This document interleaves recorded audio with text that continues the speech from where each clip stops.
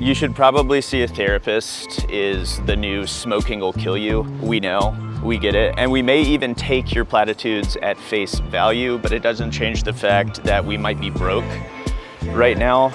And without insurance, therapy will run us well over $100 a session, whereas the median price of a pack of cigarettes is just $7.93. And you could respond to that with something glib like, no shit, it's always gonna be cheaper to kill ourselves, but you won't. You like to say cutesy stuff along the lines of life is a gift without acknowledging that life's just as much of a burden. It's like a car we didn't ask for, very generous. But the gas maintenance and repairs are on us now. Whatever, I don't know. It doesn't really matter what you say, we get it. We would probably benefit from therapy. Even the men who are DIY, you know, like reluctant to seek help, would acknowledge that at the very least, therapy would benefit their vocabulary, help them recognize and counter weaponized psychobabble, and would probably improve their chances with women who like to use terms like acts of service and intentionality on first dates. Talking their language signals to them that you're doing real work. And yeah, in my experience, women consider it a green flag when a man has the capacity to take advice and change in accordance with what he's told. But all that's beside the point. I'm not really focused on dating right now because it appears to be one of my triggers, RE drinking and excess, which is something I'm trying to curb through my therapy. Yeah, I went on a date a few weeks back with a woman in her mid-20s, and about an hour into it, I was really feeling that age gap. She was something adjacent to light goth, one of the types I can't seem to shake. And you know, a lot of times that kind of lady can present herself as cynical or seasoned, and to me that can read mature in a neo-noir kind of way. But sometimes I'll come to find out she's still in her photography phase, and it's a point of pride to her that she shoots in monochrome exclusively. And at that point, I'm like, oh boy, I've been here before. I'm getting too old for this. And that's not to undermine the form. I wanna make that clear. I fully acknowledge that photography can be an art, it can be a calling, and if I've wrongly assumed it's just a phase for anyone I've wined and dined, I do want to apologize, but as far as I know, none of those people stuck with it long term. All right, I'm moving on. It's beside the point anyway. The lady I was talking about didn't mention whether or not she does fine art photography. The thing that gave me pause was this sang-froid she was forcing. She literally told me, I don't care what anybody thinks. And I responded to her, I was like, you saying that suggests that you care, that I think you don't care what anybody thinks. And I'm somebody, last time I checked. So, you know, there's a contradiction there. She did not like that. And she said, you're a poor man's Emil Hirsch. Why should anybody care what you think? It was left field, but it was quick. I liked it. So I asked, can we start over? She said yes, and then proceeded to summarize the Demon Slayer series to me before getting into the prereqs I would need to date her consistently. One of which was, you guessed it, intentionality.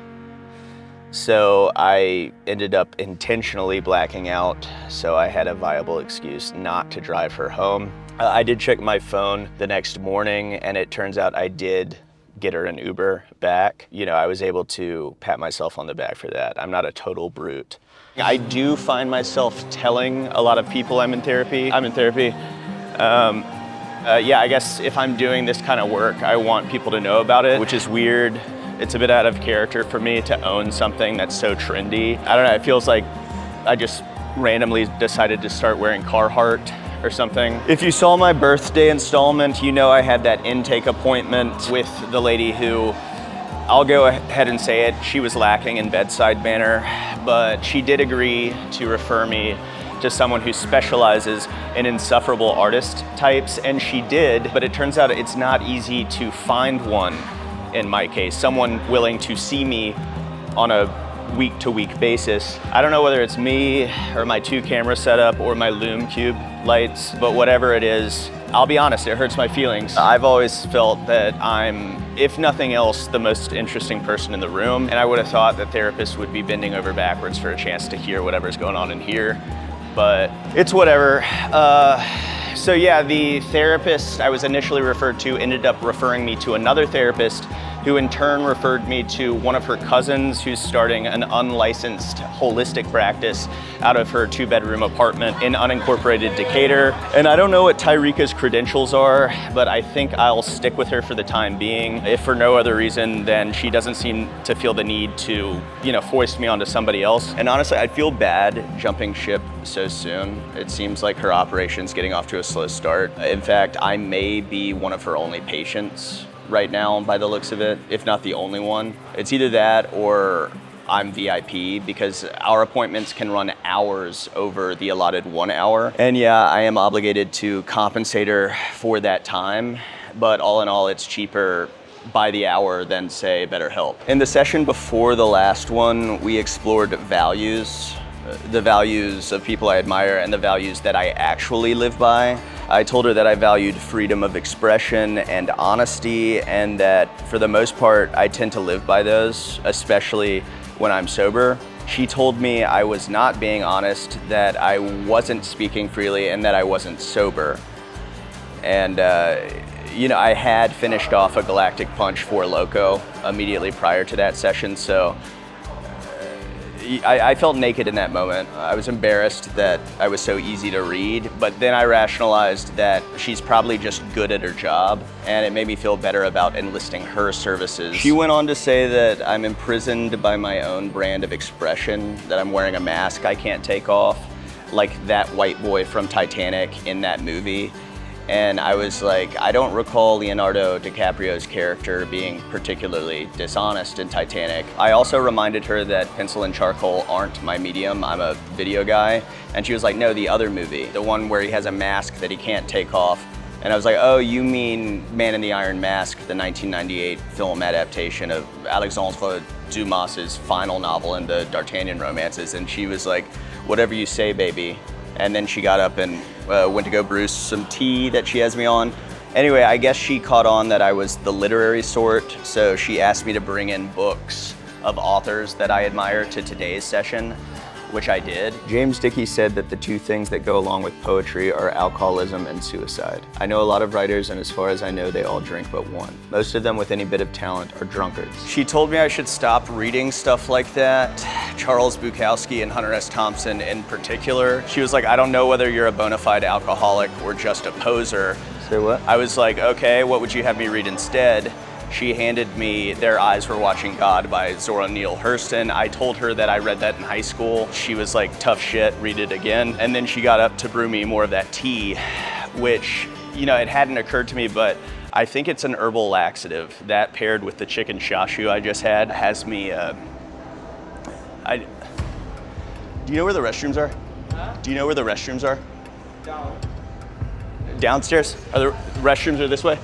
I do worry how my output will change when I get healthy, specifically my poetry, which up to this point has hinged on loneliness, arrogance, and substance abuse. But ultimately, I do know it has to change. My persona as is definitely hindering me from growing as not just a person, but an artist. You write poetry, bro? What? You write poetry? Yeah. Hey, that's cool. Thanks. So yeah, I read that New York Times article about how the front man of Bon Iver felt compelled to stay a sad sack for his career until he realized that he may be a snake eating its own tail, continuing to hurt himself to keep that validation coming. And the thing is, I don't really get much external validation for this. So, what are we doing here? Hey, man, let me hear one real quick. Hey, how about a sad one? No, I'm doing a video essay right now. It's kind of hard for me to change gears like that. What if I said please, man? What if I said please? All right, yeah. Here's what I'm working on. Always holds no weight for me, but while we're on the subject, would you still love me if I was small? The size of easy prey? 'Cause my cat would not. He would kill me and play with my corpse. And if I had a problem with that, I'd have to take it up with reality. Except that miniatures can't open cans of salmon pate. That's just not too bad. That's just pretty good, man. I'm not done. And I hear you saying your sweet little piece that you'd make me a bed in a shoebox, put it on your nightstand, tell me things like, Size doesn't matter, but I'd say something at some point that would strike a nerve and you'd crush me with a ballet flat. And I think you kind of know these thought experiments are futile, that I'd choose my cat over you if you made me. Because it doesn't occur to him to pretend. He knows I keep him fed, so he sleeps by my head, and my head will always weigh about as much as he does. I think I've seen him before. I didn't like the ending. On the poetry front, Tyrika's insisting that I choose a pseudonym, nom de guerre, stage name, whatever you want to call it. And she said this should have been done years ago, that it would have helped me secure a healthy separation between character and self, but better late than never.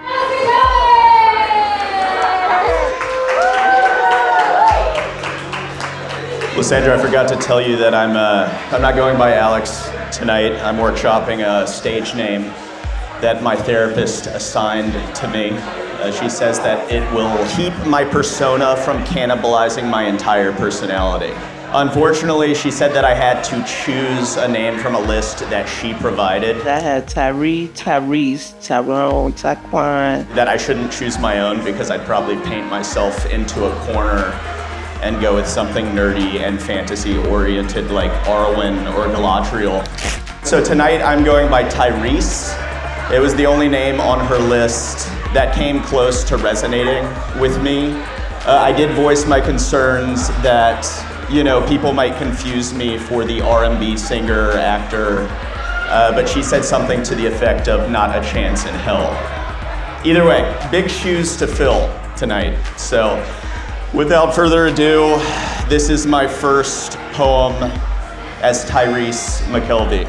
She told me to go to Spencer's, a holy site of mine, or if not quite that, a home goods store, back when the puberty raged through my loins, a time of agitated discovery when my relationship with alcohol intensified through the sordid suckling of bottles raided from friends' parents' liquor cabinets. And the older boys would laugh saying, slow your roll or get a room.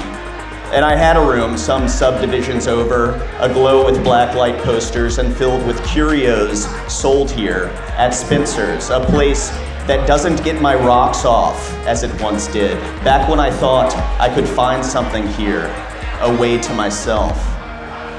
Tyrese knows to look elsewhere. Identity may be cheap, but it can't be bought. Now show me what you brought. Oh yeah.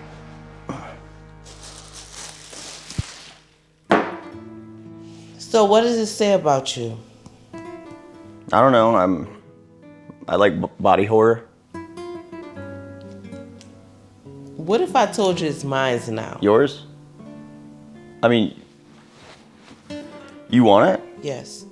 I mean, yeah, if you want it, it was $16, so maybe we can prorate the session or something. No. Okay, yeah, no, that's fine. I'm more than happy to give it to you. I guess I just don't understand. If there's a lesson here, I don't understand it.